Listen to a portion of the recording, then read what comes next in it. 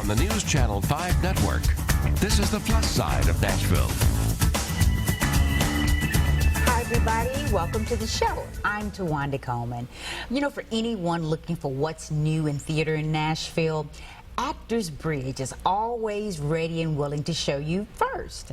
Known for bringing the city the newest, most innovative performances, Actors Bridge prides itself on being, quote, theater with guts.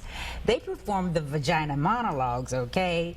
So what we're going to find out today is about some of the productions and activities the Actors Bridge Ensemble has planned as they celebrate their big 20th anniversary this year. It's going to be really great. But first, we want to discuss a real problem in some of the East Nashville schools, at least 6 of them. Those that have high numbers of minority and economically disadvantaged students also have high rates of literacy problems. The students are really struggling with reading and writing. East Nashville Hope Exchange is an organization addressing this problem with hopes of solving it. And joining me now is the Executive Director, Brandy Fenderson. Welcome. Thanks, Tawanda, for having me. It is my pleasure. I think a lot of people out there may be like me, Brandy. Had no idea about these numbers going on with some of these schools over in East Nashville.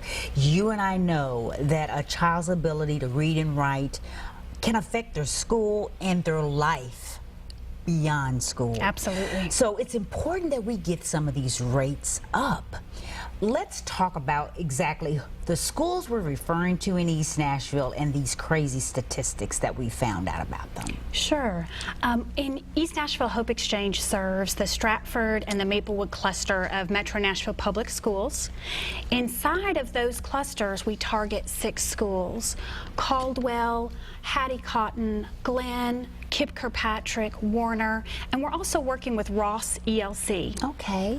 Well, what the statistics showed, and I wanted to read this off because I want to make sure we got this right, Brandy.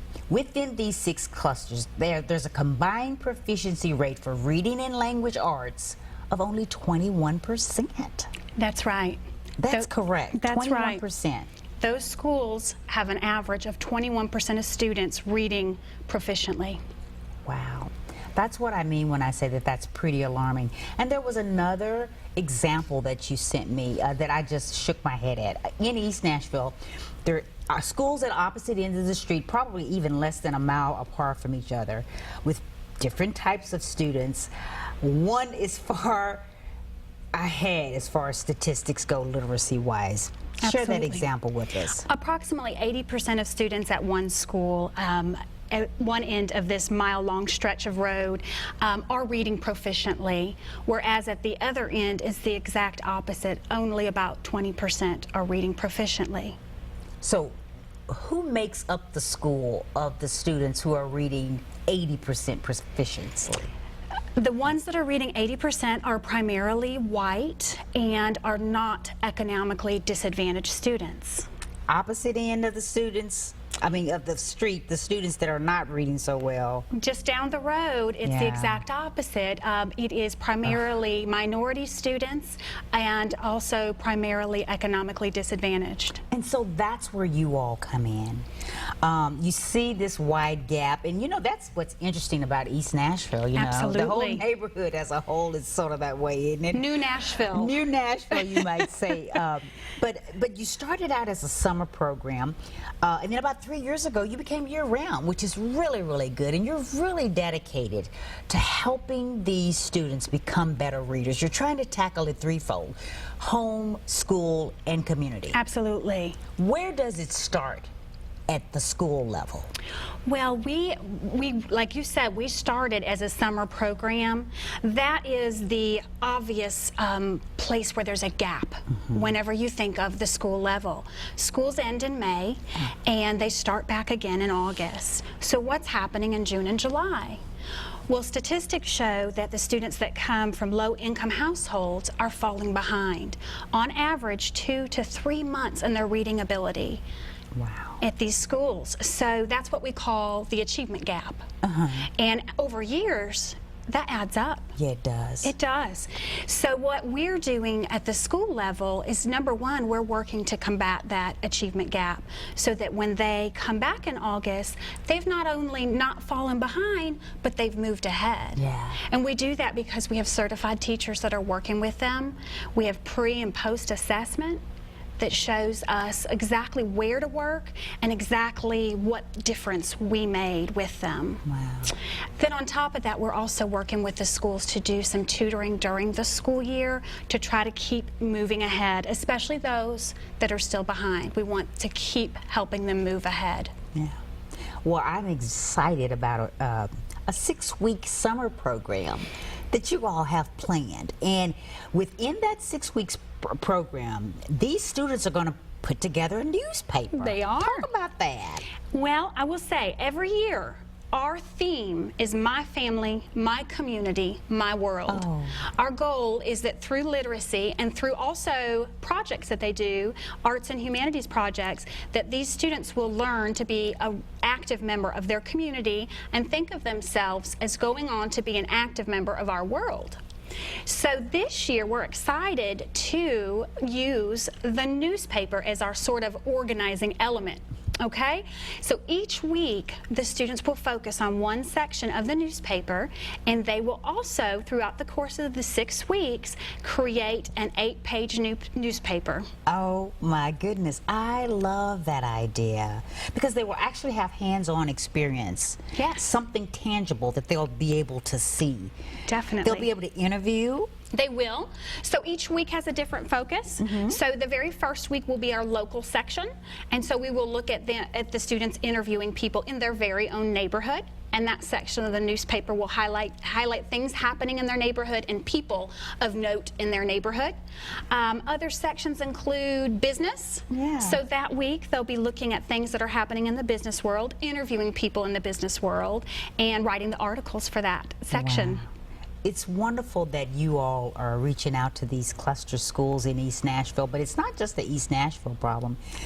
And you all have been partnering and working with some schools over in North Nashville. Well, we have been working more with people in the community in North Nashville. So we are working with 18th Avenue Enrichment, Family Enrichment Center, and the Bordeaux North Nashville Chamber of Commerce, among some other partners, New Covenant Christian Church, to take our model that we have been using successfully and to implement it in their summer program and help them to have a quality literacy program as well during the summer. I'm so very glad to hear that.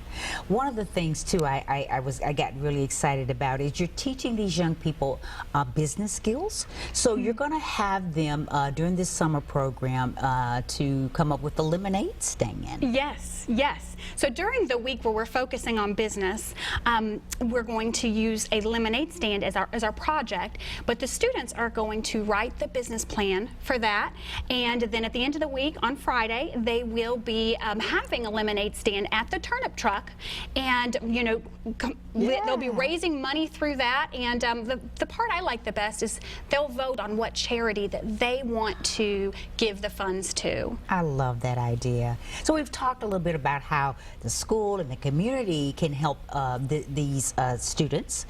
How do you help the parents help them? Yes, this is very important. Yeah. They go to school during the school year and they come to us in the summer, but who's their #1 teacher? Their parents or their family members. That's right, that's right. So often our families are not really sure how to move their kids ahead. Yeah. In fact, they're not necessarily aware that their schools are not performing. They don't know that statistic, that only 21% are reading. Right. So we work with the families on a few things. We work on advocacy. We talk to them about this information, and we help to give them a voice that they need to speak about what they need for their children. But we also work with the families on basic reading skills, such as phonics and sight words. We help them to understand these little nuances of working with their children with reading. And I would say most importantly, we help develop a habit and a culture of reading in the home. because that's where it starts, I think. If you see your parents reading, that's right. if they encourage you, sit down with your book and read, then you will continue that. You brought in a few books. I know your background is as a teacher, but even a few simple Dr. Seuss books that you can check out from the library. Absolutely. So we also send a book home with our students every day of our program. Wow. Yes. So I brought a few to highlight. So last year's program, we had a week where we focused on sustainability and the environment, and one of the classes read The Lorax, Dr. Seuss book. We also had a week where we focused on sports, and they had the book The Soccer Fence, which is also about South Africa and apartheid in South Africa and soccer. Really interesting, Yes. Another week we focused on how are parts of the world the same, how are they different, and a book that we had that week was Ruby's Wish. So this talks about a young girl who in her culture was not able to go to school based on her cultural standards and how she fought to go to school. And so this gave the children an amazing opportunity to see how fortunate they are to have the right to go to school. Because not everybody does, and they do get a chance to see that. These are all great books. What you're doing with the East Nashville Hope Exchange is remarkable and wonderful. I commend you, and I definitely am already saying I want to volunteer to be a guest reader. If folks want to find out information, perhaps they want to volunteer, they want to help make a donation or whatever, what do they need to do? I think the best thing is to go to our website, www.enhopeexchange.org. We're also very active on Facebook and Twitter. We'd love to have them join us on there. On the website, you can find our Friends of ENHE program. That's a great way to contribute. You'll also find our volunteer opportunities there. Wonderful. It's been so nice talking with you, Brandy, and learning more about what you all do. Thank you for the great work. Thank you for this opportunity. You're very welcome. Well, up next, they have given us innovative and provocative performances over the course of their 20-year history. We'll find out about the world premiere performances the Actor Bridge Ensemble has planned as they celebrate their anniversary year. Stay with us.